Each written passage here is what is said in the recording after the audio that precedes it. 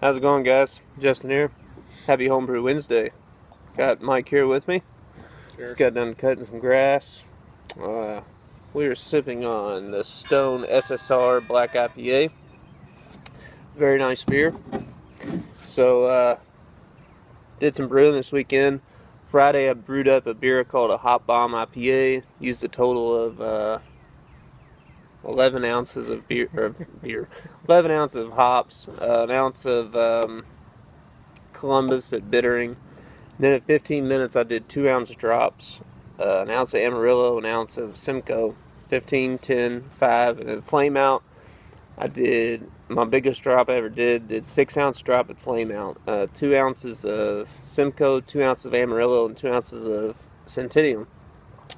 So me and Mike it was our first time using the counterflow, and I didn't use a hop bag, so we had a little bit of a clusterfuck, and I got about that much sediment of hops down in the bottom of the carboy, but that's already fermented out.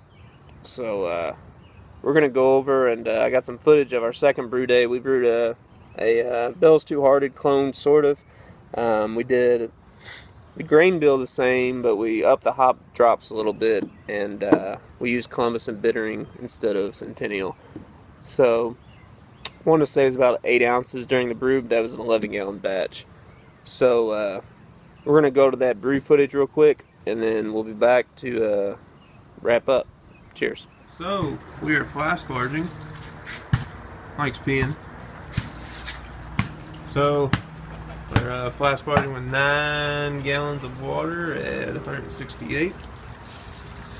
And this is our jerry rig setup for our flask sparging. We cut a couple pieces of 1x1 steel and wrapped it with aluminum just because it was kind of nasty. But it's going pretty good. Got a little over 5 gallons coming up on collection. So we'll see you back for the boil, and cheers.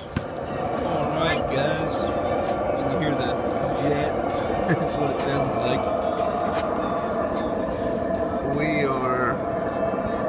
It's hard to see, but we're at a rolling boil. Just did our 60-minute drop. 2 ounces of Columbus Tomahawk. Got Mr. McDermott. Got the little man Andy. You ain't seen him in a while. So we'll come back towards the end of the boil. I'm not going to bore y'all with a bunch of hop drops. Of course, y'all already know what all that is. So we will see y'all probably at cooling. Cheers. Alright guys, we're chilling. So, Andrew, you shouldn't have put that piece of wood on there. Got little floaties flying everywhere.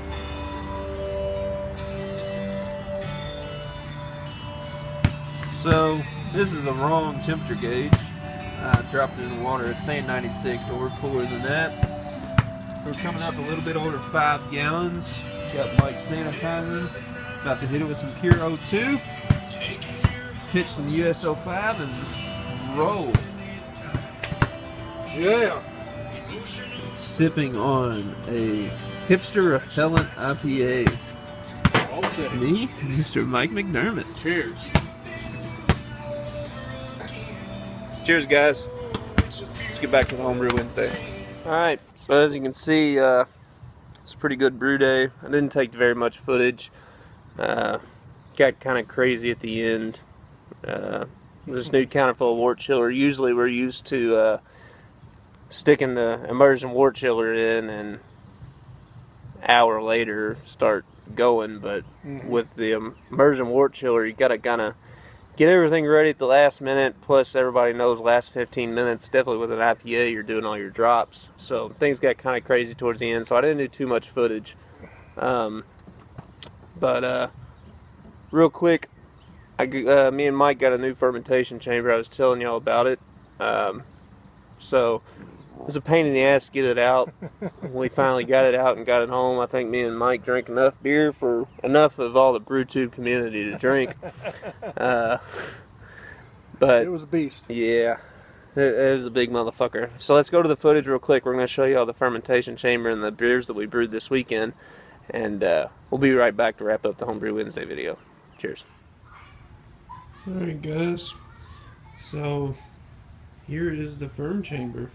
Of course, y'all already seen the STC that wired up and everything. So this is a vintage, when I say vintage I mean vintage, 1951 International Harvester. So we've got 3 beers in here right now. These 2 are the IPA Brew Day from the footage that you seen earlier, and that is my Hop Bomb IPA, and that's the one that had 6 ounces of drop at Flame Out, and then I've actually added probably about 2 more ounces of Centennial on a dry hop, and that's going to sit until probably next Sunday.